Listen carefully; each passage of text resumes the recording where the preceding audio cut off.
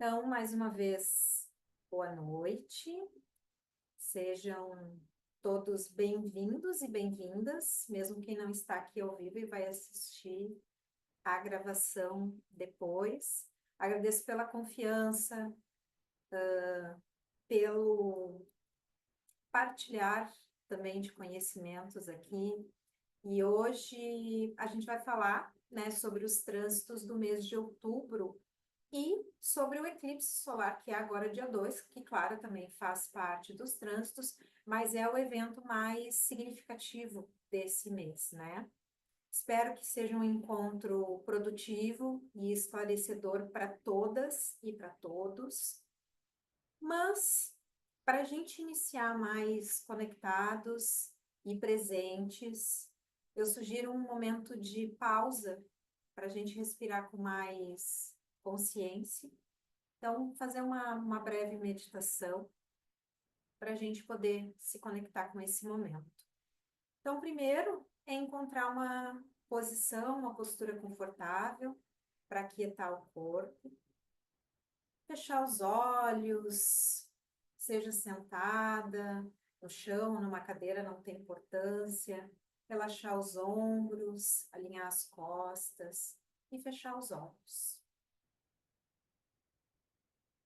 Respira bem profundo, solta completamente o ar.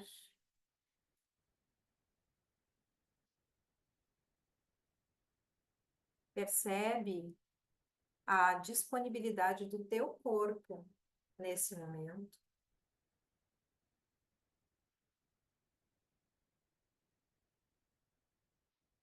Observa a tua respiração, sem procurar interferir no ritmo. Deixa que ela siga o seu próprio fluxo.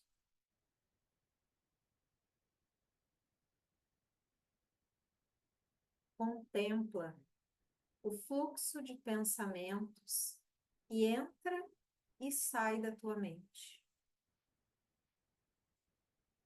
mas procurando não se deixar absorver por nenhum deles.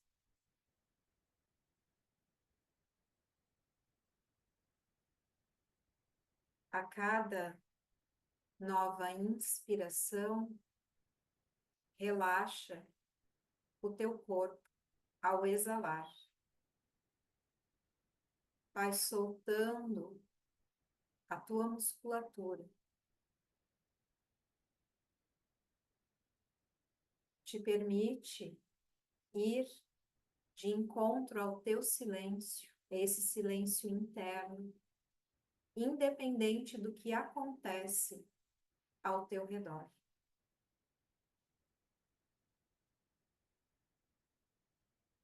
Abre espaço na tua mente ao te desvencilhar daquilo que só ocupa espaço, mas não agrega mais.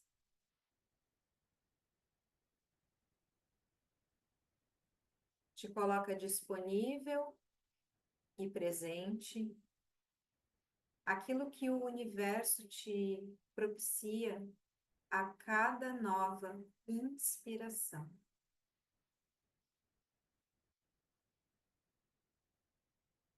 Respira agora com maior profundidade.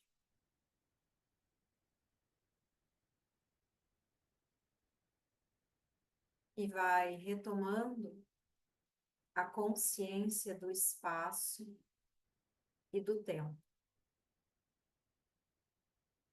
E devagar, desperta, abrindo novamente os teus olhos.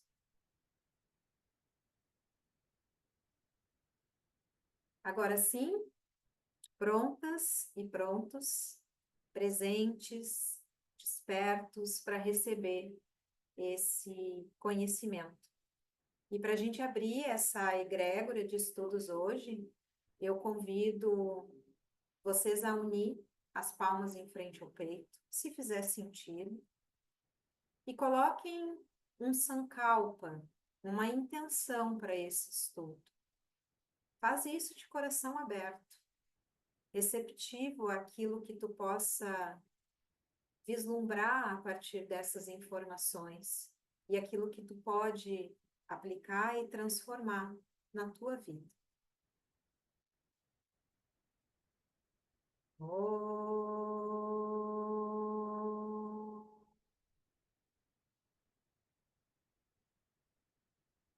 Vakratunda Mahakaya Suryakoti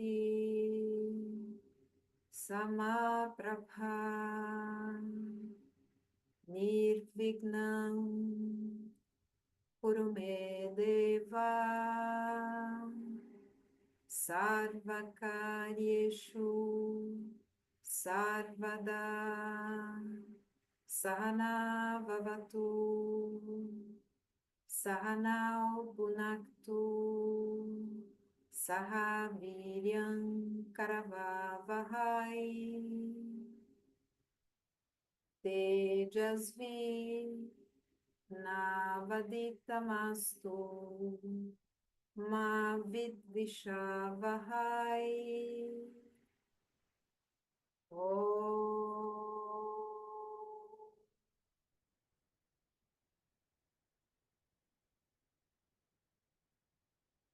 Namastê. Agora sim, a gente pode se conectar, que estamos presentes, para começar o nosso estudo de hoje. Então, outubro já chega forte, com essa lua nova, né, dentro desse eclipse solar em Virgem. No encontro passado, né, sobre o eclipse passado, eu dei toda uma introdução sobre o que é um eclipse. Quem não assistiu, a gravação está disponível no canal do YouTube. E para os alunos do WSMV, que é o workshop Simplificando o Mapa Védico, as aulas de trânsito bônus estão todas na plataforma, tá? Mas eu vou trazer uma breve explicação sobre o que é o eclipse, mais compilada, porque na aula anterior sobre o eclipse lunar, que foi uma aula somente sobre o eclipse, né, tem uma explicação mais profunda. Então, começando, o que é um eclipse? Um eclipse, ele é um evento astronômico, que ele ocorre quando um corpo celeste se interpõe entre outro corpo celeste e uma fonte de luz. Em outras palavras, um astro esconde outro astro por um período de tempo. Então, a gente tem dois tipos de eclipse, o solar e o lunar. O lunar foi o que a gente viu no encontro passado, né? 15 dias atrás, a gente teve, dia 17 de setembro, a gente teve um eclipse lunar. E agora, no dia 2 de outubro, nós vamos ter um eclipse solar. Dentro da astrologia védica, os eclipses, eles são considerados eventos cósmicos de grande importância, porque são marcados por energias intensas e transformadoras. Eles são vistos como momentos de alinhamento planetário, que podem revelar os aspectos profundos, né, muito conectados com a nossa mente e desencadear mudanças significativas na nossa vida. Eu não sei vocês, mas já venho estudando há alguns anos eclipses, né? E observando esses efeitos. E, sinceramente, esse tem sido um dos mais intensos para mim, como experiência. E observando isso que ele não aconteceu, né? Mas a energia de um eclipse, ela não é só do dia, né? Importante deixar isso claro. A gente já sente esses efeitos dias antes, assim como se estendem por um período depois, sem contar que a gente está no meio da janela, né? Entre um eclipse e outro. Mas o que eu vejo à nossa volta é principalmente questões de cansaço. Muitas pessoas comentando sobre cansaço físico, mental, muito sono também, né? E a visão védica dos eclipses é que eles são já como janelas, tá? Que se abrem para o nosso subconsciente e traz à tona emoções, medos, desejos, que normalmente ficam mais no nosso subconsciente, né? Que são coisas que, às vezes, por conta de alguma situação específica, que eles são despertos, como gatilhos, vamos assim dizer. E as energias dos eclipses, eles podem atualizar como catalisadores de mudança, ou seja, eles aceleram processos tanto internos quanto externos e nos impulsionam a enfrentar e resolver questões pendentes. É tipo, quando a gente tem uma janela de eclipse, ele tá, né? A gente tem um eixo, normalmente são signos opostos, a gente tem ali um eixo com duas áreas da vida envolvidas a partir da configuração do nosso mapa, mas todos nós estamos com esse eixo em determinado ponto do mapa. E essas duas áreas da vida vão ser impactadas pelos eclipses, pelo menos durante 18 meses, que é o tempo de duração de movimento dos nodos, né? Então, a gente ganha um certo empurrãozinho para algumas coisas. Se a gente não está muito alinhado com essas energias, se a gente não busca se auto-observar, a gente não entende o que está acontecendo. E mesmo quando a gente tem um estudo, tem mais conexão, procura se observar, fazer anotações, ainda assim é difícil.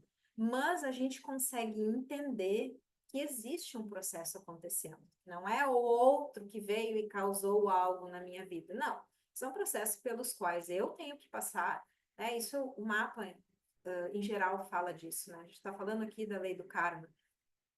Então, são situações, são mudanças que em determinado ponto da vida a gente precisa passar. Agora, claro, elas vão ser direcionadas a partir das nossas escolhas, daquilo que a gente escolhe. A gente sempre tem opções de escolher. Dizer que a gente não tem opção não é resposta. A gente sempre vai ter opção. Ah, uma é boa, é uma ruim? Isso depende da visão que a gente coloca, né, dos conceitos e valores que a gente tem para isso. Mas a gente sempre tem opção de escolha. Os eclipses também são vistos como momentos de sincronia, né, dessa nossa existência, que podem revelar, ao mesmo tempo que o eclipse pode ser escuridão, né, no momento em que o astro ele tem a sua fonte de luz obscurecida, seja a lua ou seja o sol, a partir dali, a gente só conhece a escuridão por conta da luz, e a gente só conhece a luz por conta da escuridão. Então, a partir de um eclipse, que é um momento mais nebuloso, a gente, após, pode ter mais clareza e vislumbrar com mais discernimento aquilo que a gente precisa trabalhar, aquilo que a gente precisa superar, modificar. E como eu já falei, a influência do eclipse depende da casa, né, desse eixo, aonde a gente tem tal signo hoje, o eixo é Virgem e Peixes, né, o atual signo de, perdão, o atual eixo dos eclipses é Virgem e Peixes, então vai depender da onde tu tens Virgem e aonde tu tem Peixes no teu mapa natal. Cada um desses signos, ele traz uma energia particular e somada à intensidade, né, do eclipse, vai moldando a experiência individual de cada um. Muito importante para quem for assistir, para quem está aqui comigo e para quem for assistir depois, todas essas informações que eu trago aqui, elas só vão servir para um mapa védico. Não dá para gente. O eclipse acontece para todo mundo, certo? Mas, para quem tem um mapa tropical, por exemplo, a gente tem diferenças de cálculos e de técnicas. Então, as informações que eu trago aqui não vão poder ser colocadas em cima do mapa natal tropical. Caso alguém que esteja aqui ou que vá assistir depois não tenha o seu mapa, me manda uma mensagem, entre em contato comigo que eu ajudo para que vocês consigam, né? Podem fazer suas anotações, mas que vocês consigam entender aonde está esse eixo, onde é que vai acontecer, nesse caso especificamente, esse eclipse solar, que é dele que a gente vai falar nesse encontro de hoje. Então, na astrologia védica, durante os eclipses, nós temos um alinhamento entre o Sol, a Lua, Rahu e Ketu, que são os chamados nodos lunares. Rahu e Ketu não são planetas de corpo físico, e sim são pontos de intersecção da eclíptica, que é uma linha imaginária, tá? Isso a gente aprende na escola, lá por volta de quinto, sexto ano, mais ou menos. É uma linha imaginária da trajetória solar e do equador celeste, né? É como a gente expandiu o equador que tem na Terra, certo? Para o espaço, e os pontos onde ele se cruza com essa órbita solar, a gente tem os pontos de eclipse, que seriam Rahu e Ketu, pela astrologia védica. Eu não vou me aprofundar nesse ponto, tá? Isso entra mais numa questão até astronômica, mas é para vocês terem uma base do que isso de onde é que sai os significados dos eclipses. Então, para que a gente possa entender um pouquinho, principalmente para quem é novo, né, um pouco do aspecto mítico que tem os eclipses dentro da astrologia védica, eu vou contar uma pequena historinha, assim, bem resumida para vocês. Rahu e Ketu, eles aparecem como um único Asura. Os Asuras eram como, vamos dizer assim, não são exatamente demônios, tá? Mas são seres mais materialistas. E ele se chama Suarbanu. E ele teve a sua cabeça cortada no episódio da batida do Oceano Causal. Indra, que é um dos deuses, um dos reis dos Devas, né, que são os deuses mais espirituais, seres mais espirituais, ele se sente enfraquecido. E é aconselhado por Vishnu, né, essa que representa essa, vamos dizer, esse avatar que representa o divino, a extrair o Amrita, que é o néctar da imortalidade, do fundo do oceano causal. Para conseguir essa façanha, Indra precisa da ajuda dos Asuras, né, esses seres materialistas, e para que eles não tivessem Amrita, não tivessem contato com esse néctar, eles contam com a ajuda de Vishnu para isso. O evento ele começa com os devas, né, os seres espirituais, e os asuras, os materialistas, batendo esse oceano com a ajuda do Monte Mandara. Depois eu vou compartilhar uma imagem para vocês compreenderem melhor. Vasuki e Kurma Avatar também ajudam. Vasuki é uma cobra, então é ela que está enrolada no monte, e os devas e os asuras, um de cada lado, puxando a ponta dessa cobra, como se fosse uma corda, e movimentando ali. Pensem numa batedeira, né? E esse monte é o que vai movimentando esse oceano. Desse oceano emerge o rala-rala, que é um veneno muito terrível, que inclusive Shiva acaba engolindo esse veneno e segurando ele na sua garganta. Então, ele ganha, inclusive, Shiva é conhecido como Nilakanta, que representa a garganta azul, que é justamente aonde ele segura esse veneno, para poder salvar a todos que estavam ali. E depois muitos outros tesouros emergem dessa batida do oceano causal, e eles conseguem extrair o néctar da imortalidade e se organizam para tomar. Para que os asuras se distraiam, né, esses seres mais materialistas, e não tenham acesso a esse néctar da imortalidade, Vishnu se transforma em Mohini Murti, que é uma mulher belíssima ao qual os asuras se encantam e não prestam mais atenção na questão do Amrita. Mas Suarbanu, aquele asura que eu falei lá no início, ele desconfia, se transforma, se esconde como se fosse um deva e consegue tomar Amrita.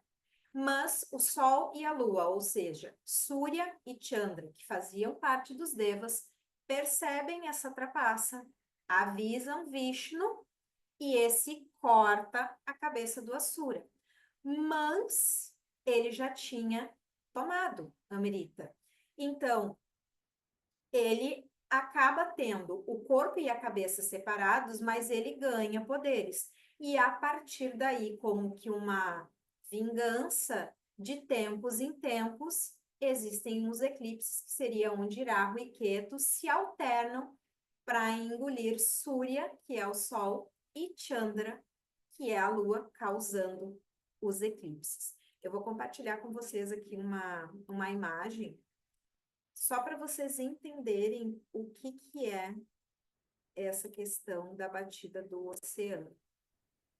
Se vocês não estiverem vendo, vocês só me avisem, tá? Então, aqui seria o Monte Mandara, certo? Aqui a cobra Vasuki enrolada. De um lado a gente tem os Asuras, do outro lado os Devas. Então, aqui os seres materialistas e os seres espirituais.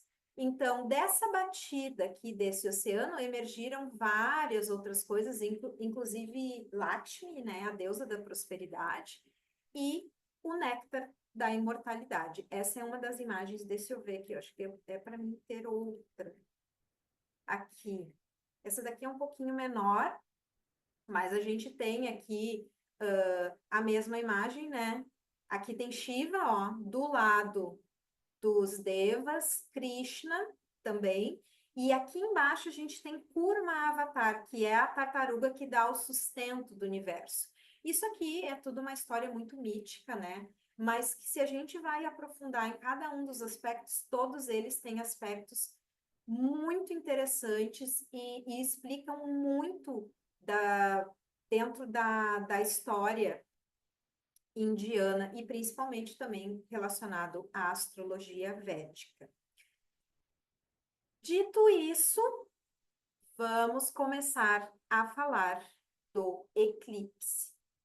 Então, agora eu fiz uma apresentação para compartilhar com vocês, para vocês poderem acompanhar as datas. Vamos ver se vai dar certo.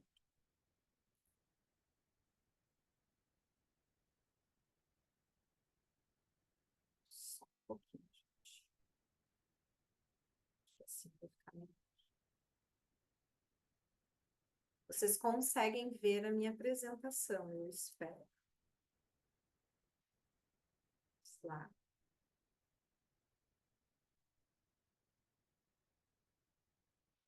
Então, aqui a gente tem eclipse solar em Virgem, em Hasta Nakshatra, no dia 2 de outubro. Eu vou ter que diminuir aqui, porque senão eu não vou conseguir mostrar o restante para vocês. Então, esse eclipse do dia 2, ele tem início ao meio-dia e 42 minutos. Vai ter o ponto máximo às 15 horas e 45 minutos. E o final às 18 horas e 47 minutos, baseados no horário de Brasília. Virgem, aonde acontece esse eclipse, ele é um signo prático, muito detalhista, voltado para lógica, planejamento, cuidado e principalmente, né, cuidado com a saúde.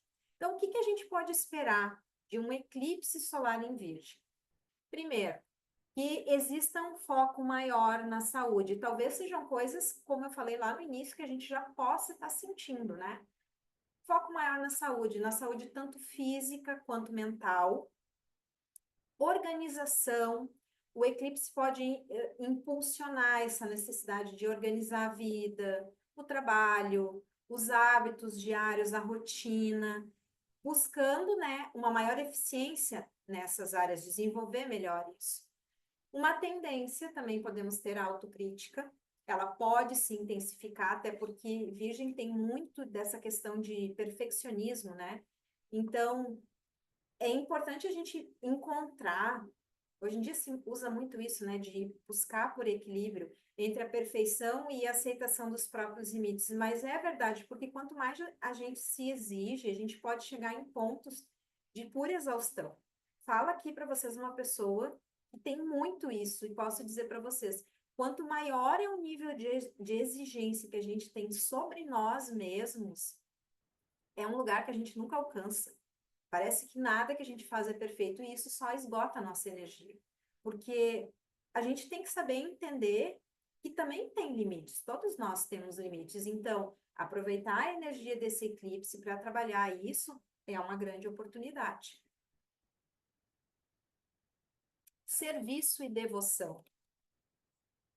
O serviço aos outros, tá? E a devoção com um propósito, elas podem ficar mais evidentes com a movimentação desse eclipse, porque pode ser um momento para se conectar com serviços e causas que realmente nos inspiram, principalmente pela nakshatra, onde vai acontecer esse eclipse, que eu vou falar logo em seguida, para vocês entenderem o porquê. Rotinas e hábitos, né? O que eu falei, as rotinas, os hábitos diários, eles podem estar pedindo revisão, inclusive por causa da nossa saúde, ou muito direcionado à área da vida onde tu tens Virgem no teu mapa. Porque ele, a partir do teu ascendente, Virgem está em algum lugar. Então, no meu caso, eu tenho Virgem na casa 3, que é uma casa ligada à comunicação, viagens curtas, habilidades, irmãos. É uma casa que está passando por modificação e eu noto isso muito em torno da minha comunicação, na minha forma de comunicar. E para cada um vai vir de uma forma diferente. Ah, mas eu não sei aonde eu tenho Virgem. Observa o que tem sentido, que está se movimentando, quais são os assuntos que estão vindo com maior veemência nesse momento. Então, talvez o eclipse possa indicar uma necessidade de eliminar certos hábitos que não servem, que não estão mais te agregando, e incorporar outros que podem te promover mais bem-estar, podem trazer maior qualidade de vida ou muito direcionado para essa área da vida, onde vai acontecer o eclipse. Entre desafios e oportunidades, sempre vão haver, né? Não é uma questão de ser bom ou ruim, mas sim, são coisas que vêm que a gente precisa trabalhar. A tendência a uma preocupação excessiva, ela pode se intensificar. Então, praticar técnicas de relaxamento, cuidar da saúde mental, meditação é o melhor remédio. Denise, eu não sei meditar, eu não consigo meditar. Gente, uma meditação guiada, uns minutos ali em silêncio com uma meditação guiada já ajuda muito. Um pouquinho de silêncio na vida ajuda muito, mesmo para quem não tenha uma prática regular. Ou é uma oportunidade, né, para despertar isso e a partir daí começar a incluir essa prática na tua vida. A crítica excessiva, que eu falei, né? Autocrítica, que também pode se transformar em crítica aos outros. Então, aceitar as diferenças, ter um pouquinho, trabalhar um pouco da compaixão, até porque a gente tem aspectos muito importantes. A gente tem, nessa casa onde está acontecendo o eclipse, tem um olhar de Marte para esse trânsito. Então, a comunicação, por Mercúrio também estar ali, pode ganhar um certo ar mais ríspido, mais intenso. Então, praticar um pouquinho de escuta compassiva também é importante nesse momento. E, como eu falei, né, a busca pela perfeição pode gerar frustração e insatisfação. É importante a gente celebrar pequenas conquistas que a gente tem e aprender a se acolher com as nossas imperfeições. Somos humanos, estamos aqui para aprender e para crescer. Ninguém é perfeito. Então, não tenho que exigir perfeição de mim. E, quando a vida pede pausas, também entender que nesse momento preciso fazer uma pausa, não deu certo, vou revisar, vou refazer, vou começar de novo. Então, em resumo, um eclipse solar em Virgem, ele é um convite para cuidar de si, do seu ambiente, buscando mais saúde, organização. É um momento para se conectar com o lado mais prático, mais detalhista, mas utilizar isso para servir o mundo de uma forma melhor, né? Entregar isso em forma de serviço também aos outros, não só pensar no individual. Agora, Dentro da astrologia védica, a gente consegue aprofundar ainda mais os aspectos. Por quê? Esse eclipse ele vai ocorrer numa parte bem específica de Virgem, que é na mansão lunar.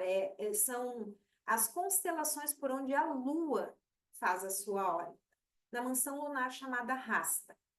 As mansões lunares são chamadas de nakshatras. Então, Hasta ela é uma nakshatra que é governada pela Lua, é conhecida por sua natureza mais detalhista, mais analítica, habilidosa. Então, um eclipse solar que ocorre nessa nakshatra, ele traz uma energia única, intensifica as características que são típicas dessa nakshatra e adiciona um toque de transformação devido ao eclipse. Rasta, ela tem como símbolo uma mão, tá?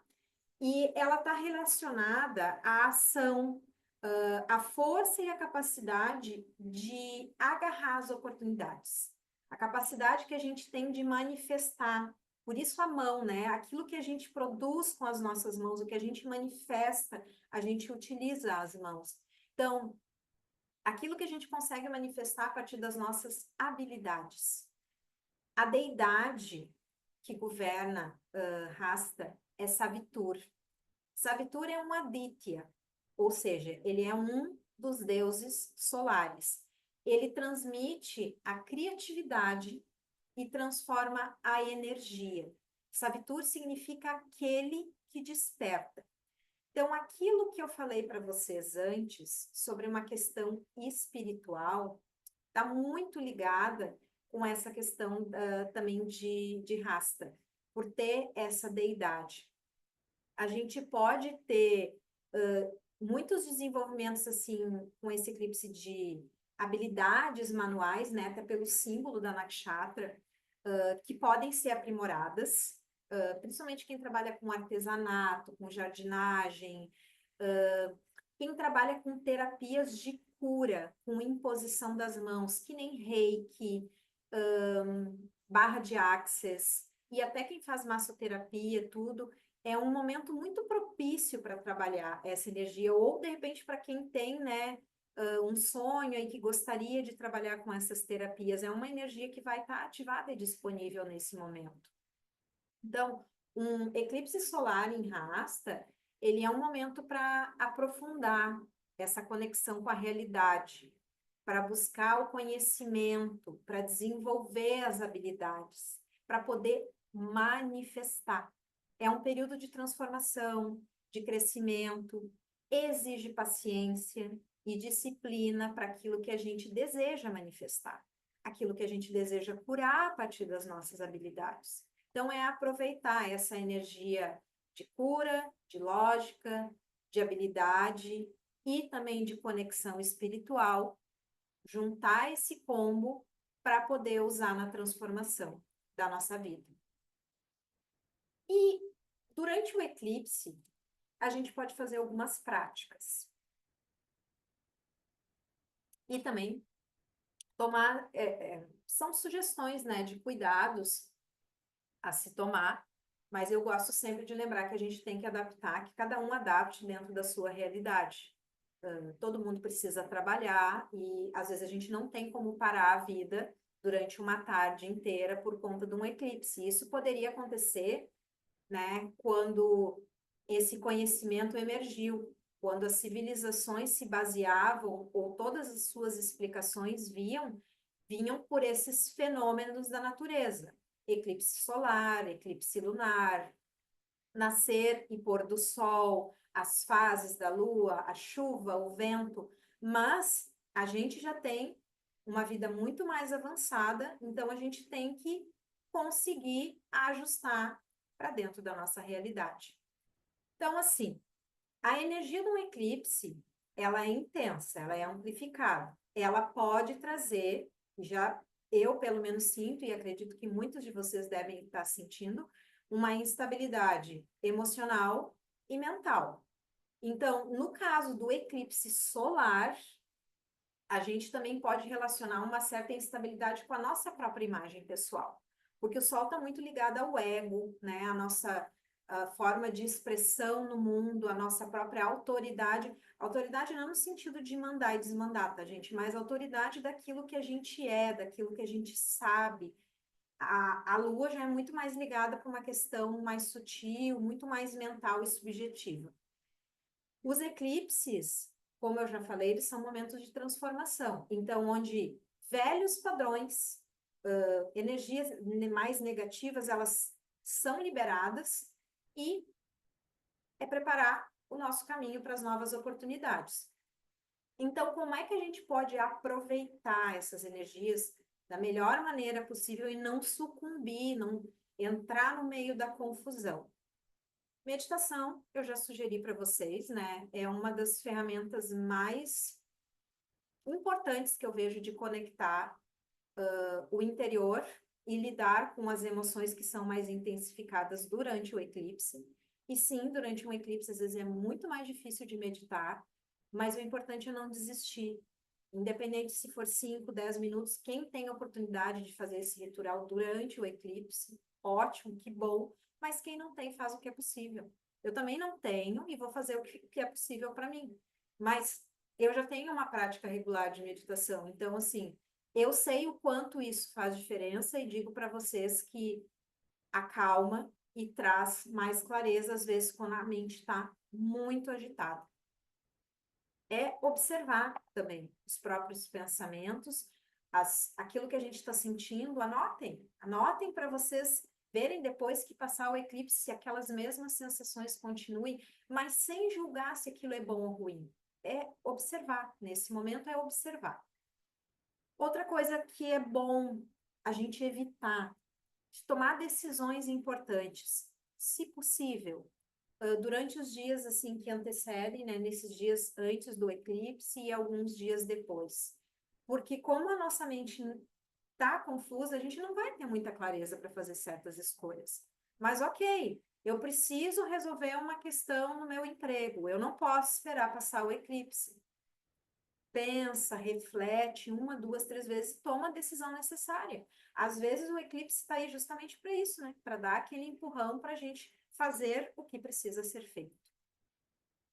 Quem pode, quem tem condições, praticar jejum, pelo menos durante o período do eclipse, ou então optar por uma alimentação mais leve. Né? Tem pessoas que não podem por questões de saúde, mas quem pode, ou quem está até habituado, praticar jejum é uma boa prática nesse momento. Técnicas de relaxamento, yoga, pranayama, que são aquelas... são exercícios, né? Mas vamos para ficar de mais fácil compreensão. Com exercícios respiratórios, uma respiração mais profunda, para manter a mente mais calma e trazer um equilíbrio para as emoções. E a prática de mantras, ou orações, ou rezos, aquilo que fizer sentido dentro da tua realidade. Eles ajudam a gente a se conectar, a vibrar mais positivamente. Então, se para ti faz sentido, durante um eclipse, rezar um Pai Nosso, reza o Pai Nosso, reza a Ave Maria. Se para ti faz sentido fazer os mantras para Shiva, fazer um mantra para Ganesha, faz os mantras. Se para ti são outros rezos, faz aquilo que te conecta com a espiritualidade. Porque, no fundo, a espiritualidade é uma só. A gente que aqui nas nossas questões culturais é que diferenciamos. E o mais importante é a intenção que a gente tem para com a prática. Eu vou sugerir, né, dentro do estudo védico, existem alguns mantras que depois eu posso compartilhar com vocês, que é para a prática de Japamala, quem tem, né, um japa, Om Namah Shivaya, né, por ser essa nakshatra que também é conectada, como ela é regida pela lua, ela tem conexão com Shiva também. Ganapati Atharvashirsha, que é um mantra bem ritualístico, muito usado na Índia, em tempos de eclipse. Vishnu Sahasranama e Hanuman Chalisa. Pode só escutar, não precisa entoar, né? Eu já compartilhei no meu perfil no Instagram a playlist, mas vou compartilhar novamente para que todo mundo que tenha interesse possa acessar e escutar, né? Mesmo que tenha que continuar com seus afazeres, mas se pode escutar, já é uma prática muito válida. E nesse eclipse solar, especificamente, o Gayatri Mantra é muito recomendado, pois ele é dedicado a Sabitur, que é a deidade regente desta nakshatra. Então, a playlist de mantras, ela vai estar disponível no link da minha bio, no Instagram, para qualquer um que queira acessar. Então, repetindo, façam o que é possível dentro da realidade de cada um. Práticas simples como meditação, mantra, prece, oração, rezo. Quando elas são feitas com intenção, elas são realmente muito potentes. Mais do que a gente nomear o tipo da prática, é a intenção que a gente coloca e o quanto a gente está presente quando a gente está fazendo essas práticas. E se lembrar que os eclipses, eles não são bons nem ruins, e sim eles devem ser recebidos como grandes oportunidades de transformação. Depois do eclipse, do dia 3 de outubro ao dia 12 de outubro, nós temos o Navaratri. O Navaratri, ele é uma celebração simbólica de 9 noites de batalha do bem contra o mal, com o resultado da vitória do bem no 10º dia. Durante esse período, Durga é adorada, Durga é uma deusa hindu, ela é adorada como a divindade do poder, energia e sabedoria. O significado do Navaratri, ele está muito ligado à espiritualidade, né? Então, de acordo com a mitologia, tem diferentes contos por trás do Navaratri, do início do Navaratri. E trouxe 3 aqui para exemplificar para vocês. Mahishasur, o rei dos demônios, começou uma guerra contra os deuses no céu. Para combatê-lo, todos os deuses, incluindo a tríade Shiva, Brahma e Vishnu, eles uniram seus poderes divinos para dar luz à mãe do poder, Shakti. Assim, a deusa Durga foi criada. E ela, com o poder e a sabedoria, ela matou Mahishasur após 9 noites de batalha furiosa com ele. O 10º dia, que é o dia da vitória, ele é celebrado como Vijaya Dashami, o dia da vitória do bem sobre o mal. Essa é uma das histórias. Outra, o senhor Rama estava prestes a entrar em guerra contra Ravana para salvar Sita da prisão em Lanka. Antes de começar a batalha, Rama adorou a deusa Durga, buscando as suas bênçãos. Para o puja, ele precisou de 108 flores de lótus.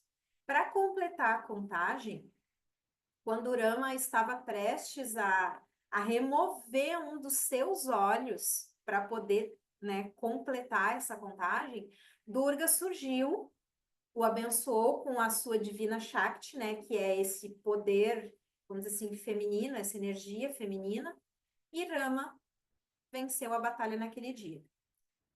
Na outra história conta que Uma é o nome, tá, gente? A filha de Daksha, que era o rei do Himalaia e que o rei do Himalaia que foi dito para voltar para casa por 10 dias durante o Navaratri. Uma se casou com o senhor Shiva e esse festival ele celebra a sua volta para casa na Terra. Então, do aspecto mítico, a gente tem 3 histórias diferentes, né? Cada um pode até aprofundar e escolher a que mais se identifica. Eu trouxe mais a título de conhecimento para vocês, mas a verdade é que são 9 noites de adoração das deusas, né? E principalmente Durga é quem coroa essa celebração. Existem alguns rituais, né, durante o Navaratri. Claro que na Índia isso é celebrado com muito mais fervor do que aqui, mas eu, inclusive, vou compartilhar um conteúdo, depois eu vou falar mais adiante para vocês sobre esses rituais. Durante essas 9 noites de adoração, a deusa Durga, ela é adorada como Shakti, né, a divindade do poder. Então, durante os 3 primeiros dias, Durga. Nos 3 dias seguintes, ela é adorada como Lakshmi, que é a divindade da riqueza, da prosperidade. E nos 3 últimos dias, ela é adorada como Sarasvati, que é a divindade do conhecimento e da sabedoria. Então, durante esse período, os devotos, principalmente na Índia, né, eles costumam fazer jejum e geralmente eles evitam grãos, cebolas, carne e álcool em suas refeições, porque isso são coisas que trazem mais flutuações mentais, né, deixam a mente mais agitada. Dentre os vários significados e maneiras de comemoração, se encontra a celebração das Navadurga, que são os 9 aspectos de Durga, que são associados, né, a essas 9 noites que constituem o Navaratri. A gente tem aquela divisão mais simples que eu falei recentemente, né? Os 3 primeiros dias relacionados a Durga, depois os 3 seguintes a Lakshmi e depois Sarasvati. Mas quando a gente quer aprofundar, a gente tem 9 aspectos de Durga e para cada um dos dias existe uma delas associada. Então, simbolicamente, elas representam aspectos das nossas vidas, capacidades que se manifestam no universo e em nós mesmos, e coletivamente eles refletem os ensinamentos do yoga e do Vedanta, que é uma vida de disciplina em busca do autoconhecimento. Então, o primeiro dia, me perdoem se não sair muito bem, que assim, eu não sou perfeita em sânscrito, né? Eu arranho se a minha dicção não for muito boa. O primeiro dia é dedicado a Shailaputri, que é a filha das montanhas. O segundo dia é dedicado a Brahmacharini, aquela que medita. O terceiro dia é dedicado a Chandraganta, aquela que protege. O quarto dia é dedicado a Kushmanda, aquela que é toda prosperidade. O quinto, dedicado a Skandamata, a mãe de Skanda. O sexto, dedicado a Katyayani, a guerreira. O sétimo, a Kalaratri, a escuridão do tempo. O oitavo dia é dedicado a Mahagauri, a pureza. O nono dia é dedicado a Siddhidatri, aquela que concede o sucesso. E no 10º dia, a gente tem o Vijaya Dashami, que é o dia da vitória. Após essas 9 noites dedicadas a Devi, né, que é a deusa, em que os devotos, eles pedem pelas suas bênçãos na forma de uma mente clara e do ensinamento sobre o eu. Então, no 10º dia é celebrado esse dia da vitória e representa a aquisição de autoconhecimento e, consequentemente, a libertação do estado de sofrimento da mente humana. Então, são aspectos, né, que vão trabalhando essa nossa parte inconsciente, trabalhando o nosso autoconhecimento, buscando por essa clareza mental. Dizem que nesse dia que a Devi, né, a deusa, derrotou esse Asura Mahisha com uma terrível forma de búfalo, salta ela salta da sua montaria, ela anda montada em cima de um leão, Durga, monta em cima de um leão, ela salta da sua montaria, pisa na garganta desse Asura e vai eliminando como se fosse assim, na sua raiz, diretamente no seu coração, né? É a vitória do conhecimento sobre a ignorância. Ela pisa na garganta dele, então ela corta ali de vez qualquer tipo de... A ignorância no sentido, né, gente, de não ter o conhecimento. Então, é a vitória do conhecimento sobre a ignorância. E durante, como eu disse que eu ia falar, durante os dias do Navaratri, eu vou compartilhar meditações sobre cada uma das deusas, tá? Mas esse conteúdo eu vou compartilhar para quem está na comunidade astroterapêutica, no WhatsApp. Essa comunidade é só eu que coloco ali, ninguém fala, não tem bom dia, não tem boa tarde, não tem boa noite, é só para compartilhar conteúdo. Compartilhar meditações, compartilhar sobre os trânsitos. Então, durante esses 9 dias, eu vou compartilhar esse conteúdo sobre as deusas, né? Com os seus significados e também uma meditação para cada uma, referente a cada uma delas. Depois, quem quiser, eu vou deixar. Tem o link no meu perfil na bio, tem o link para entrar. Ou se não, depois vocês me pedem que eu compartilho aqui no chat. E agora, passado esse primeiro momento de outubro, que é mais intenso, vamos seguir com os demais trânsitos. A partir do dia 9, a gente tem Júpiter retrógrado em Touro. Júpiter fica retrógrado quase no finalzinho de Touro, aos 27 graus, bem na madrugada do dia 9, ali às 4 horas e 4 minutos, pelo horário de Brasília. Júpiter na astrologia védica, ele é o guru, né? Ele representa sabedoria, expansão, prosperidade e a nossa relação com o divino. Então, quando ele se torna retrógrado, especialmente num signo como o touro, né? Que é um signo fixo, um signo terrestre, muito ligado ao ambiente familiar, à busca pela segurança material e pelo conforto. É um signo, né, que rege recursos, valores, estabilidade. Então, a dinâmica dessas duas energias, ela vai se alterar de forma um pouco significativa. E claro que tudo depende da onde tu tens touro no teu mapa.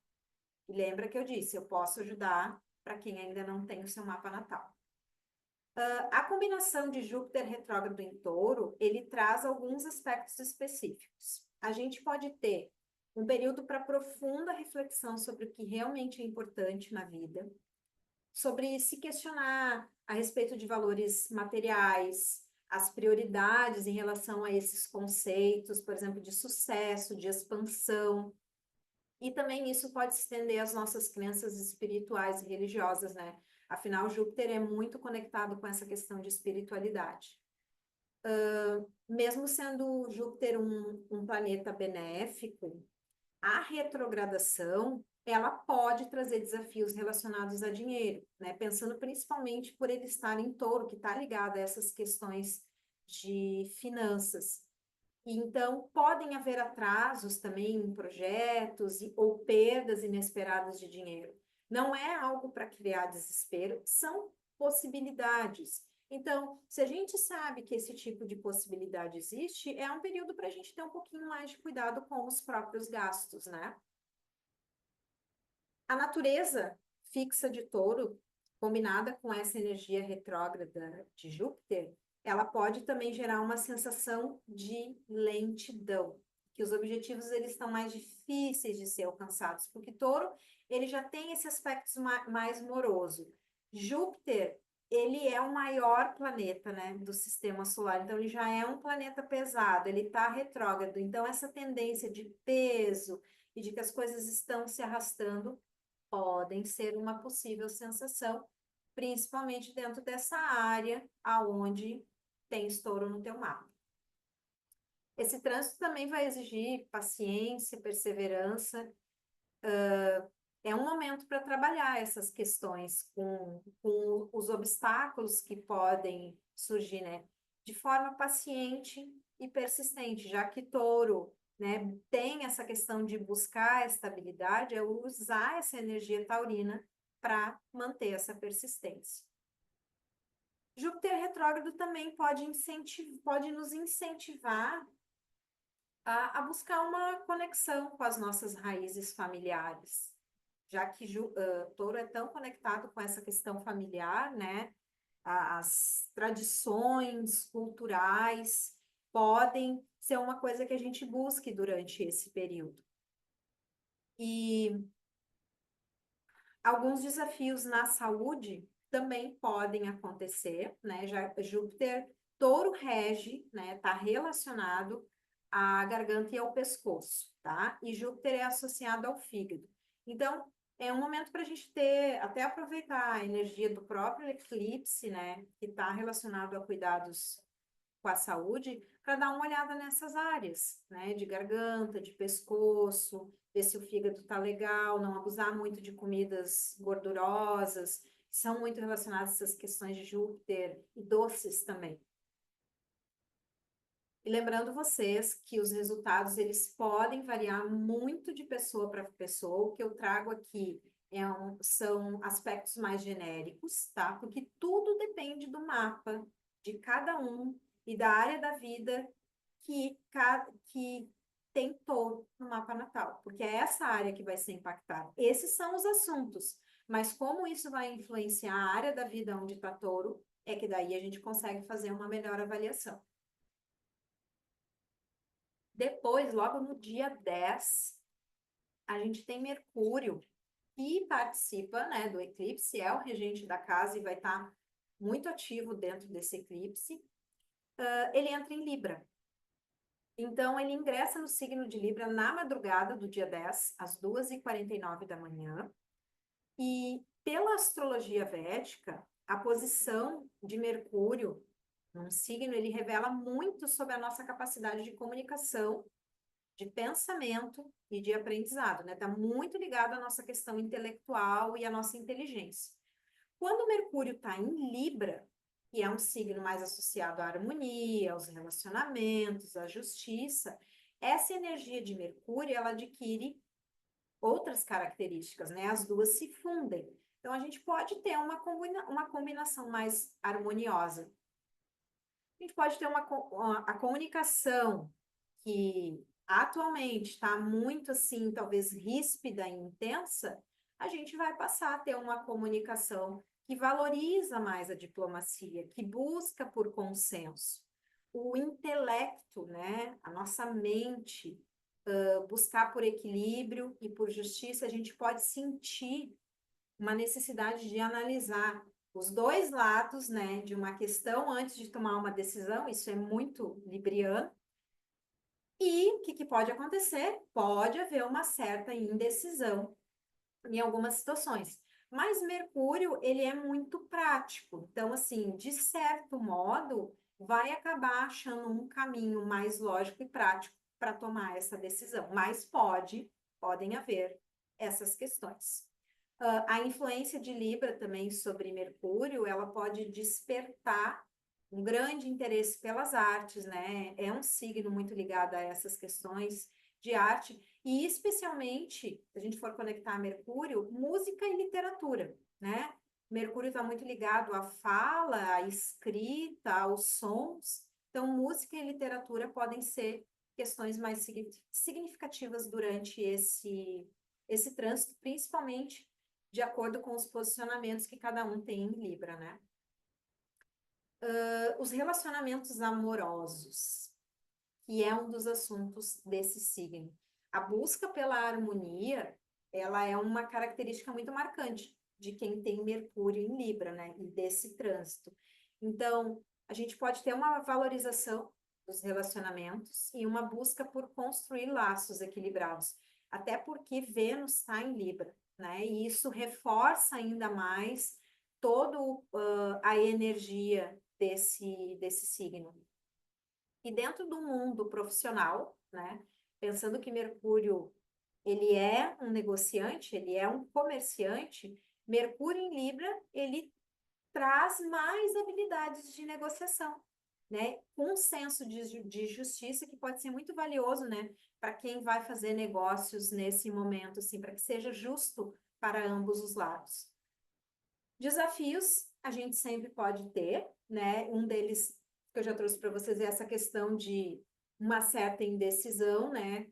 Porque Libra tem essa questão de ficar sempre ponderando, uma certa dificuldade em dizer não, porque busca agradar a todos e aí fica com aquela dificuldade de dizer não para um e para outro, e às vezes isso pode sobrecarregar a pessoa e trazer uma certa frustração, porque assim, eu não vou dizer não para esse porque eu não quero descontentar ele, mas eu também não posso dizer não para o outro.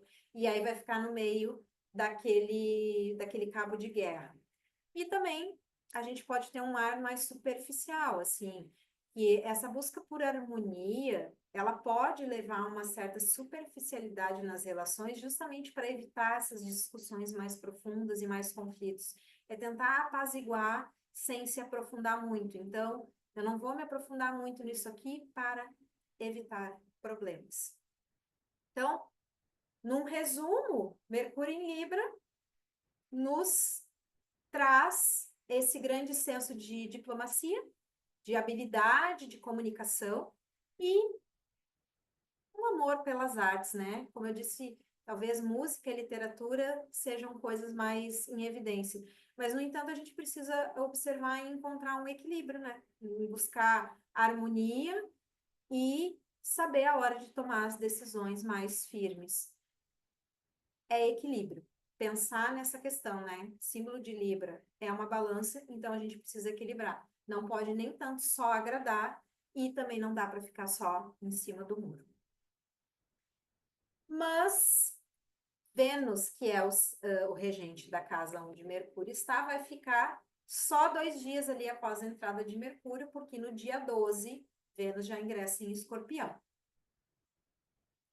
E Vênus em Escorpião, ele pode desvendar camadas mais profundas de significado e compreensão sobre o que é amor, relacionamentos e valores pessoais. Vênus está muito ligado à beleza, ao prazer, ao amor, riqueza, luxúria. E é o planeta que rege a forma como a gente experimenta o mundo material e as nossas relações com os outros, né? Como a gente administra isso. Já Escorpião, ele é um signo de água, mais fixo, e ele é regido por Marte. Simboliza intensidade, transformação, paixão, mistério e possessividade. Então, quando a gente tem Vênus em Escorpião, a gente tem uma fusão de energias, principalmente de energias venusianas e marcianas, que são energias muito opostas. De forma mais geral, o que a gente pode ver nesse trânsito? Intensidade emocional, né? Sentimentos mais fortes, que podem ser tanto de paixão, ciúme, que é um aspecto muito característico da relação de Vênus e Marte. Não é a gente só porque é escorpião, tá? Se a gente tem um trânsito de Vênus em Áries, por exemplo, a gente pode, dependendo da configuração, também ter questões relacionadas a ciúme. Claro que Escorpião tem características mais profundas que Áries, mas essa relação Vênus e Marte pode levar a essas questões. Você já vi isso muito em estudo de mapas, de pessoas que têm posicionamentos. Fazer um parênteses para vocês, um mapa de uma pessoa que tinha Vênus e Marte em Áries. Então, assim, Marte estava na própria casa, super forte, junto com Vênus ali. Uma pessoa extremamente possessiva e ciumenta. Então, isso indifere se for homem ou mulher, tá? Mas claro que tem toda a configuração restante do mapa. E dessa questão de intensidade emocional, né, aspectos de possessividade sobre algo, nem sempre é sobre uma pessoa, pode ser sobre algum objeto, né, ou sobre alguém. Sexualidade é uma parte que está relacionada também ao signo de Escorpião e a Vênus também, então a gente pode ter aspectos mais profundos em relação a isso no intuito das pessoas buscarem conexões mais íntimas, mais significativas nos seus relacionamentos, não sexualidade por sexo por diversão, mas sim com aspectos mais profundos. E transformação também. Vênus em Escorpião indica uma busca constante por transformação, por renovação nos relacionamentos e valores em relação aos relacionamentos, mistério, profundidade, interesse pelo que é misterioso e profundo, porque esses são assuntos de Escorpião. E Vênus, que é o guru dos asuras, né? Dos seres materialistas, ele é, vamos dizer assim, o mestre deles. Ele tem essa ligação também com coisas mais ocultas, com o... Como é que é? Vidya Sandivani, eu não me lembro o nome, mas é uma prática que fala sobre imortalidade também. Isso é dentro das histórias dos grahas, que uma hora eu posso trazer para vocês. Não me lembro exatamente o nome, fugiu agora. Mas então, para resumir, a gente, com Vênus em Escorpião, pode ter desafios relacionados a essa intensidade emocional, né? E ter que lidar com questões, talvez, de ciúme, de possessividade, mas também tem aspectos benéficos, que é potencial para transformação pessoal, para compreensão mais profunda do amor, da intimidade, que são assuntos venusianos. Então, a gente tem uma oportunidade de autoconhecimento de como a gente lida com esses assuntos, né, durante esse trânsito. E é um trabalho interior para a gente conseguir encontrar equilíbrio emocional e relacionamentos mais saudáveis. E isso se inclui a qualquer tipo de relacionamento. Isso pode ser relacionamento familiar, pode ser com amizades, podem ser relacionamentos amorosos, porque um relacionamento, para ele ser tóxico, necessariamente ele não precisa ser um relacionamento amoroso, né? É como a gente se relaciona com as pessoas, né? E o tipo de relacionamento que a gente alimenta. Vênus vai ficar em Escorpião até o dia 6 de novembro. Então, é do dia, não chega a dar um mês, do dia 12 de outubro até 6 de novembro, para quem quiser anotar. No dia 16, 16 de outubro, a gente vai ter o Sol entrando em Libra. Sim, somente no dia 16, como eu disse. A gente fala aqui de astrologia védica, né? A gente tem uma diferença de cálculos, e se vocês forem consultar qualquer aplicativo do céu, site de astronomia, vocês vão ver que o Sol ainda está em Virgem, por isso que o eclipse vai ser em Virgem, e somente no dia 16 de outubro é que o Sol vai entrar em Libra, às 23 horas e 12 minutos. Quando a gente tem o Sol transitando em Libra, a gente tem um convite para equilibrar relações, buscando a harmonia e valorizar a justiça, que esse é o assunto de Libra.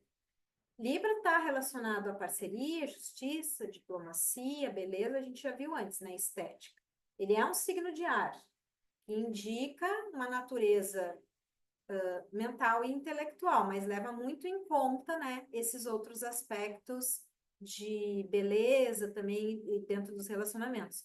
Mas o Sol, ele representa o ego. Ele é a autoridade, a vitalidade, é a nossa força de vontade. Libra, o Sol é o eu. Libra é o outro. Então, assim, o Sol não fica bem posicionado em Libra, é um posicionamento desafiador, e o Sol pode não saber como entregar muito bem os seus resultados, né?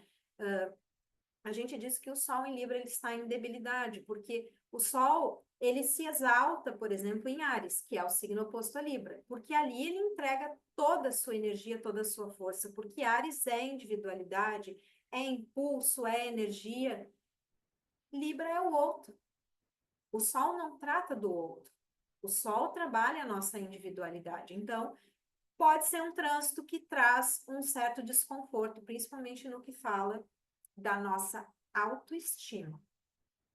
O que a gente pode esperar desse trânsito de Sol em Libra? Só me dão licença, porque, como eu falo muito, preciso de água. Durante esse período, a gente vai ter foco, né, nas relações. Mas, principalmente, talvez o assunto seja a questão de se colocar em autoridade dentro das relações. Então, isso pode ser trazer certos desafios. A busca pelo equilíbrio dos desejos pessoais e as necessidades dos outros, né? A busca pela justiça,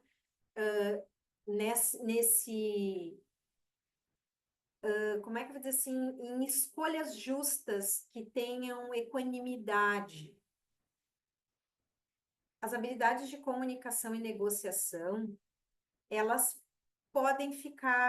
elas podem ser favorecidas por um lado, né? Mas favorecidas no sentido assim, que é um momento para resolver impasses, principalmente porque a gente ainda vai ter Mercúrio ali em Libra, tá? Então, isso auxilia na questão de comunicação, por exemplo, com autoridades, de negociação com autoridades, com o chefe, principalmente com chefes. Se a gente for ver assim a nível mais mundial, a níveis governamentais, né? Os governos, quando o Sol transita por Libra, eles podem ficar mais vulneráveis.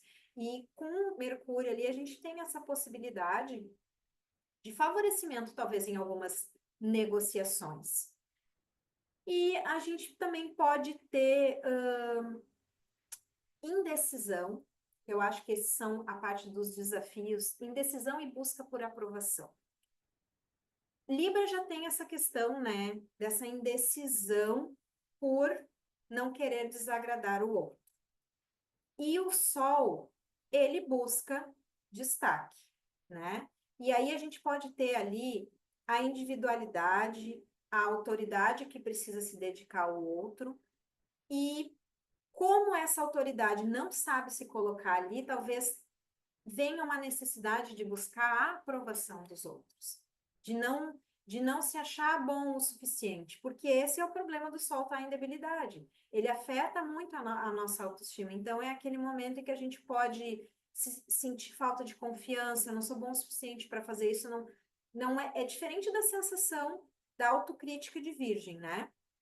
É uma sensação de buscar por aprovação, de eu buscar a validação do outro sobre as minhas ações, sobre o meu modo de vestir, se a gente for ver, falar de Libra, né, na questão de beleza, como eu estou vestido, eu estou bem vestido, dentro do meu relacionamento, buscar a validação do outro.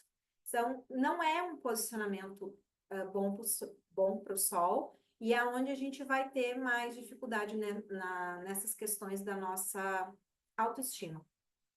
Então, o que a gente pode aproveitar disso é observar e tentar não se diminuir nesse momento, mas também poder se colocar, né, à disposição e olhar para o outro e não pensar somente em si. E o Sol vai ficar em Libra até o dia 15 de novembro. Já no dia 17, eu disse para vocês, outubro vem assim, é um carreirão atrás do outro. No dia 17, a gente já vai ter uma lua cheia em Áries, às 8h25 da manhã, ao 0 grau de Áries e 22 minutos, na nakshatra de Ashwini. É uma lua cheia que vem forte e intensa, porque ela acontece numa zona de Gandanta. O que é uma zona de Gandanta? As zonas de Gandanta, elas são pontos kármicos que a gente tem no zodíaco, onde a gente tem as transições dos signos de água para os signos de fogo.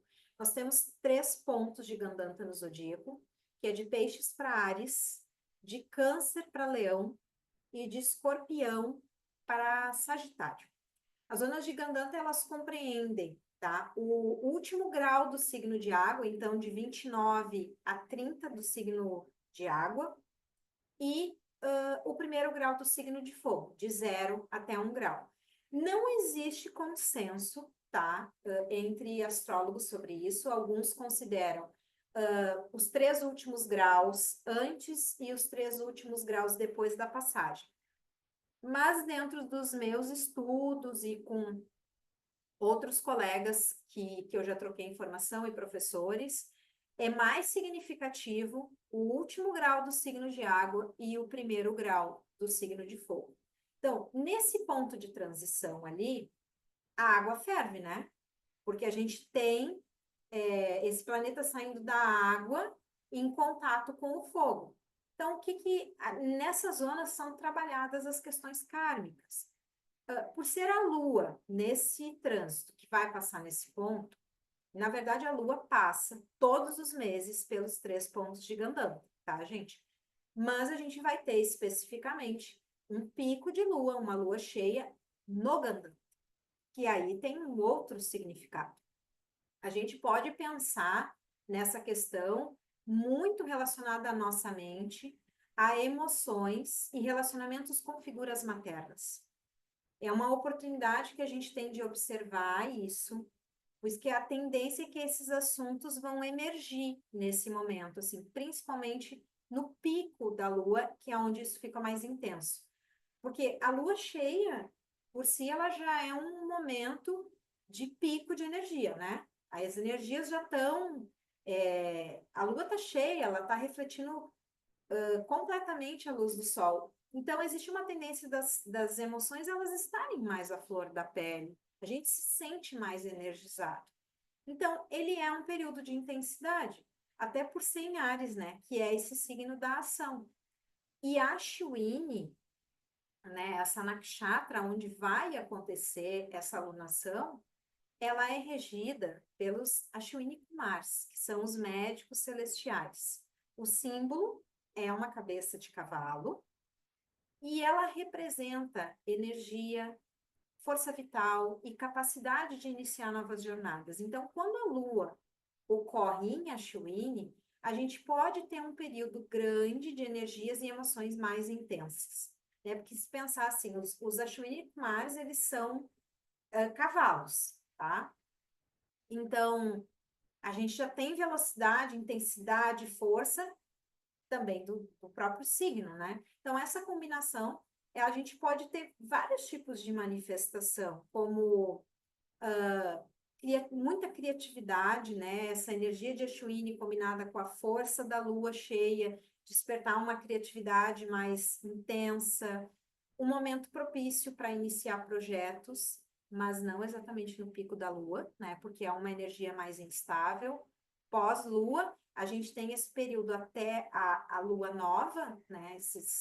Essa quinzena até a próxima lunação, em que a energia que vai permear é essa da lua cheia, que acontece nessa nakshatra, que é propícia para esse início. Então, vai ser um período para iniciar projetos. E também uma oportunidade de cura emocional. Porque assim, a gente vai ter emoções intensas, né? Pensando lá em Vênus em Escorpião, pensando no pós-eclipse, nesse Sol que está em debilidade. E com a Lua ali, a gente tem oportunidade de curar e libertar sentimentos reprimidos por conta dessa zona de Gandanta, principalmente quando a gente pensa, né, nesse posicionamento do Gandanta em relação ao aspecto de cura dessa nakshatra, né? Afinal, são os Ashwini Kumar são os médicos celestiais. Mas também temos a impulsividade, né, de Ashwini, então, e do próprio signo de Áries, é muito importante saber canalizar essa energia de uma forma mais construtiva, seja através de projetos novos, seja através de buscar realmente cura para essas questões que estão ali, que podem surgir, e até através de atividade física. Eu sugeriria o yoga, porque ele não é só físico, né? Também é espiritual, mas uma boa prática de yoga pode ajudar a trabalhar inúmeras dessas questões. Então, é uma oportunidade para ressignificar esses padrões, para trabalhar na cura deles, mas não tomar nenhuma decisão específica no dia da lua, se possível, né? Porque é uma lua de energia intensa e a mente pode estar mais agitada por conta disso. Então, é buscar nesse dia se conectar mais com a consciência, refletir sobre essas questões que podem vir. Então, é contemplar E aí, a partir dali, observar o que pode ser feito e o que precisa ser trabalhado. No dia 20, vamos ter mais emoções mexidas. No dia 20 de outubro, a gente tem Marte entrando em Câncer. Marte ingressa no signo de Câncer às 5 horas da manhã e 51 minutos do dia 20 de outubro. Quando a gente tem Marte transitando por Câncer, mais ou menos ele fica 1 mês e meio, aproximadamente, em cada signo. A gente tem um convite para se conectar com emoções, com família e com casa, que são os assuntos de Câncer. Mas esse é um terreno inóspito para Marte, porque Câncer é o signo de debilidade de Marte, onde Marte não consegue entregar os seus resultados. Por quê? Marte representa energia, ação, disciplina e assertividade. É o planeta da guerra e da paixão. Ele é o soldado do rei. Câncer é o signo de água, regido pela lua, associado à família, à casa, às emoções e à nutrição. Ele representa a nossa mente, está muito ligado à mãe, figura materna. São energias completamente opostas, né? Como diz a minha professora. Colocar, a gente ter Marte em trânsito em Câncer é a mesma coisa que tu botar um guerreiro na cozinha. Vai dar muito certo, né? Talvez ele vai fazer uma comida com uma faca desse tamanho, com uma espada. Não sabemos o tipo de comida que a gente vai ter. Então, e se vocês pensarem no conjunto do que a gente vem vendo do contexto desse mês, a gente já tem o Sol em debilidade, né? Que já está relacionado a uma energia de vitalidade, certo? Ele só vai sair desse posicionamento no dia 15 de novembro. E aí a gente tem Marte, que representa toda essa questão de energia e ação, entrando num signo que também é a sua debilidade. Então, por isso eu disse que a gente pode ter questões emocionais ainda mais fortes a partir desse trânsito. Marte em Câncer, ele acentua as nossas emoções, ele torna elas mais intensas, talvez mais reativas. É um período que a gente pode se sentir mais sensível, mais vulnerável, e também sinta dificuldade em expressar aquilo que a gente sente. Ou talvez, se for expressar, vai ser de uma forma, talvez, muito intensa e até reativa, como eu falei antes. O foco da energia marciana vai deixar de ser o fazer e o agir, vamos dizer assim, visando o mundo, vai voltar a atenção para a família, para o lar e para essas questões domésticas. Então, assim, ele não vai funcionar muito bem ali. Pode haver uma necessidade grande de proteger, de proteção, de cuidado com a família, né? Esse trânsito pode nos trazer esse tipo de comportamento. Mudanças nos hábitos alimentares podem acontecer, né? Essa conexão de Câncer com a nutrição e a necessidade de cuidar do corpo, que já vem mais de Marte, né? Que é ligado muito a Áries, isso, talvez ajudem nessa mudança de hábitos alimentares. E os conflitos emocionais, a intensidade emocional que traz esse trânsito pode gerar conflito tanto interno quanto externo, e principalmente nos relacionamentos familiares, tá? Ou relacionados também a figuras maternas. Alguns desafios estão muito ligados à questão da impulsividade, né? Como eu falei, principalmente no que tiver relacionado às emoções. Questões de possessividade, como do trânsito de Vênus em Escorpião, também podem ser possíveis, principalmente nessa necessidade de possessividade, de proteção, de repente, excessiva em relação à família, né, a pessoas mais próximas. E mudanças de humor. Elas podem acontecer. Câncer é um signo de água, né? Lua, altos e baixos, então a gente pode ter períodos mais intensos, outros mais chorosos. E uma coisa que eu já experimentei, porque eu tenho câncer no meu ascendente, que o trânsito de Marte em câncer, ele, pelo menos para mim, e conversando com outras pessoas que já sentiram isso, é uma falta de força física. né? Que é uma das características muito marcantes de Marte. Falta de força física, cansaço, uma moleza, porque ali não é um território para Marte, né? Marte é fogo e ele está num signo de água, é tipo que ter o fogo apagado. Então, isso também pode ser uma questão que pode emergir com esse trânsito.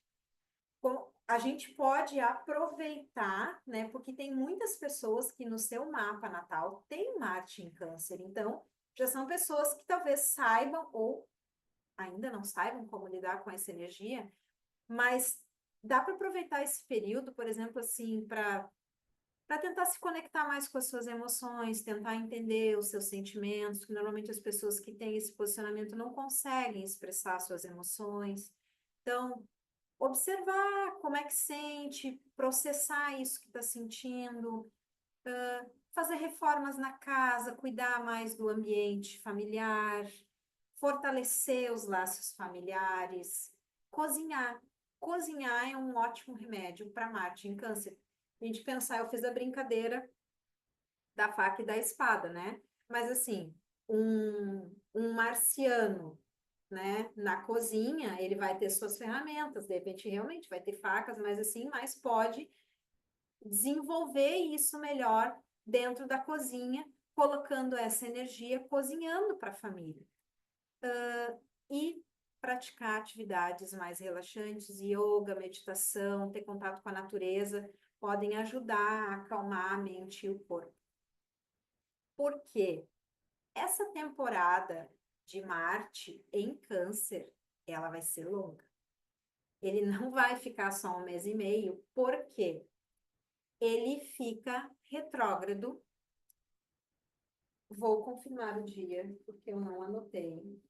Deixa eu só ver quando é que ele retorna. Ele vai ficar retrógrado. Eu vou botar depois na legenda, gente, porque eu realmente não. Deixa eu ver se eu acho aqui na minha agenda. O dia que Marte fica retrógrado. Aqui. Ele vai ficar retrógrado dia 6 de dezembro, tá? Aí vocês pensem, ele vai entrar em Câncer no dia 20 de outubro, tá? No dia 6 de dezembro, ele fica retrógrado. No dia 21 de janeiro, ele retorna para Gêmeos. Vai ficar até ele volta ao movimento direto no dia 23 de fevereiro, isso ainda em Gêmeos, e vai ingressar novamente em Câncer no dia 2 de abril de 2025, tá? Então, recapitulando, Marte fica em Câncer, Marte entra em Câncer, gente, Mercúrio está combusto, me perdoa. Marte entra em Câncer no dia 20 de outubro. No dia 6 de dezembro, ele fica retrógrado em Câncer. Retorna para Gêmeos já no dia 21 de janeiro de 2025. Aí ele vai retornar ao movimento direto no dia 23 de fevereiro de 2025. E ingressa novamente em Câncer só no dia 2 de abril de 2025, que daí ele vai completar realmente o trânsito dele em Câncer e seguir depois, saindo de Câncer para Leão. Mas, ou seja, quando ele entrar lá em Câncer em abril, ele ainda vai ficar todo abril, mais um pedaço de maio em Câncer. Então, assim, uma lição a ser aprendida em relação a todas essas questões que eu falei sobre o trânsito de Marte em Câncer, principalmente para quem tem esse posicionamento no mapa, né? Porque é um retorno de Marte.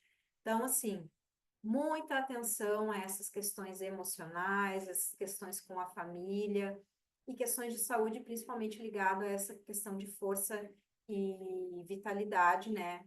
Cuidados com o corpo físico que são ligados a Marte. Quase finalizando o mês, a gente tem no dia 21 de outubro uma conjunção da Lua e de Júpiter retrógrado, né, aos 26 graus de Touro. Essa conjunção da Lua com Júpiter em Touro, ela é um momento que nos proporciona, assim, uma conexão das emoções com os valores, né, com essas questões mais profundas de valores relacionados à família também, que são assuntos de Touro. E um período para nutrir relacionamentos, cuidar de si, uma base e construir uma base sólida para o futuro, pensando nesses assuntos de touro e conectando com essa questão mais espiritual também, que Júpiter traz, então, de olhar também para esses valores espirituais. No dia 23 de outubro, aí a gente já tem uma conjunção de Lua e Marte, né? Com Marte já em Câncer e a Lua entrando na própria casa. Vai ser a 1 grau de Câncer essa conjunção. E Mercúrio, nesse momento, ele sai de um período longo de combustão que ele já vem desde antes do eclipse, que eu falei isso na nossa outra aula de trânsitos. Então, no dia 23 de outubro é que Mercúrio realmente vai se libertar desse processo. Ele teve o pico máximo da combustão dele entre ontem e hoje, se eu não me engano, aos 13 graus de Virgem. E a conjunção, né, da Lua e de Marte, ela pode trazer uma forte intensidade a essas emoções, né? Esses aspectos que eu trouxe de Marte em Câncer com a Lua ali, eles ganham ainda mais intensidade e emoções, agitação mental, cansaço que eu comentei, né? Marte está ali no signo de debilidade, a Lua chega forte ali, então a gente pode ter explosões repentinas, questões emocionais ligadas às figuras maternas, dores de cabeça também podem acontecer e a gente ficar mais irritado é uma tendência. E finalizando o nosso mês, a gente tem Mercúrio entrando em Escorpião, uma combinação que vai trazer intensidade e profundidade para a forma como a gente se comunica e como a gente processa essas informações. Né? Mercúrio, o planeta relacionado ao nosso intelecto, à comunicação, à inteligência. Já nesse signo de água, mas fixo, né? Muito diferente de Câncer, que vem associado à intensidade, à transformação, ao oculto, o que a gente pode encontrar aí? Intensidade mental, da mente se tornar mais profunda, mais investigativa, né? Buscando muito as raízes das coisas, aquilo que é mais oculto, uma comunicação mais intensa, profunda. Isso é importante dizer, a comunicação pode ter áreas assim mais profundo, mais significativos, mas de uma forma intensa, né? Às vezes ela pode ficar um pouco incisiva ou até mesmo um pouco rude. Talvez isso não fique tão explícito, né? Que com Marte em debilidade, a energia de Mercúrio ali pode ser mais forte que a energia do próprio signo nesse sentido, porque o regente da casa está em debilidade. O interesse mais crescente por assuntos como psicologia, mistérios, assuntos relacionados à morte e renascimento, que são assuntos, por exemplo, da casa 8, que é a casa que Escorpião rege. Mesmo que a gente, né, dependendo do mapa, não tenha esse posicionamento, que esse posicionamento é de quem tem um ascendente em Áries, né? Mas é o posicionamento original, vamos assim dizer, de Escorpião. Mas é muito possível que a gente tenha esse tipo, que venha esse interesse, sim, né? Seja, desperte esse interesse por coisas mais ocultas, mais místicas durante esse trânsito.